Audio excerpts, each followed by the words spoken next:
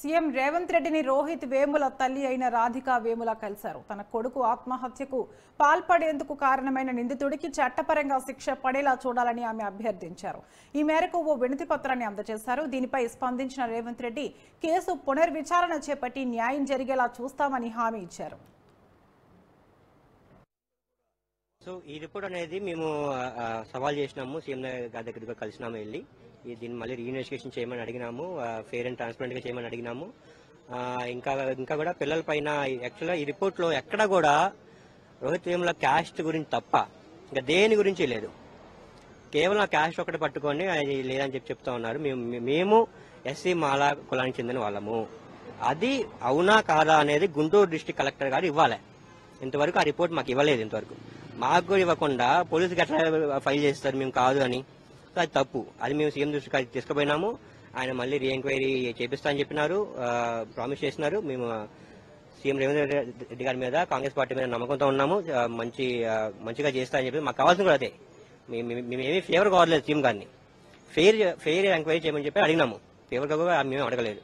ఆయన ప్రామిస్ చేసినారు. రీఇన్వెస్టిగేషన్ త్వరలోనే స్టార్ట్ అవుతుందని చెప్పినారు. రాత్రే డీజీపీ గారు కూడా రీఇన్వెస్టిగేట్ చేస్తామని చెప్పేసి, పిటిషన్ చేస్తామని చెప్పేసి కూడా ఆయన స్టేట్మెంట్ కూడా ఇచ్చినారు. ఏదైనా రాసుకుంటారు అబ్బా, కావాలంటే ఏదైనా రాసుకోవచ్చు. ఎట్లా చేస్తారు క్లీన్ షీట్ వాళ్ళు? మేము దానికైతే సవాల్ చేసినాము. అది సవాల్ చేసే అది ఏమంటే, ఇప్పుడు రోహిత్ వేముల మొత్తం 5 స్టూడెంట్స్ సస్పెండ్ చేసినారు. అందులో రోహిత్ వేముల అన్న ఒకడు. ఆయన చనిపోయినాడు. మిగతా 4 వాళ్ళు ఎస్సీలు కాదా?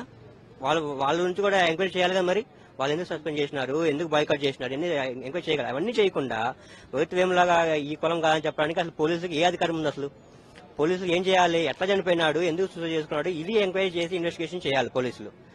సో అప్పటి గవర్నమెంట్ అట్లా చేయించి కావాలని ఇది ఫ్యాబ్రికేటెడ్ రిపోర్ట్ తయారు చేయించేసి సబ్మిట్ చేసినారు.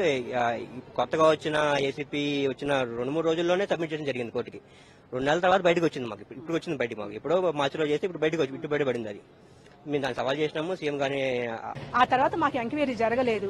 ఇప్పుడు ఇచ్చారు కాబట్టి మేము సీఎం గారిని కలవటానికి వచ్చాము. సీఎం గారు మళ్ళీ ఫెయిర్ ఎంక్వైరీ చేయించుతాము, మేము సరిగ్గా చూసి ఏదో ఎంక్వైరీ న్యాయంగా జరిగేటట్టు చేస్తామమ్మా అని చెప్పారు మాకు. అది స్టూడెంట్స్ మీద కేసుల సంగతి కూడా మాట్లాడాను. అప్పుడు రోహిత్ తో పాటు ఆ ఎంక్వైరీ సస్పెండ్ చేసిన 5 పిల్లల మీద కూడా కేసులు పెట్టారు. కేసులు పెట్టేసి వాళ్ళకి ఉద్యోగాలు రాకుండా సొంకాన్ని వేసి పొలం పనులు చేసుకుంటా ఉన్నాడు పిహెచ్డి చదివిన పిల్లోడు. నేను మాట్లాడితే అది కూడా నువ్వు ఆలోచించేసి ఎట్లా ఉన్నాయి కేసులు ఏంటని వాటి గురించి కూడా ఆలోచిస్తామమ్మా అని ఖచ్చితంగా మాకు నమ్మకం ఇచ్చారు. మేము ఖచ్చితంగా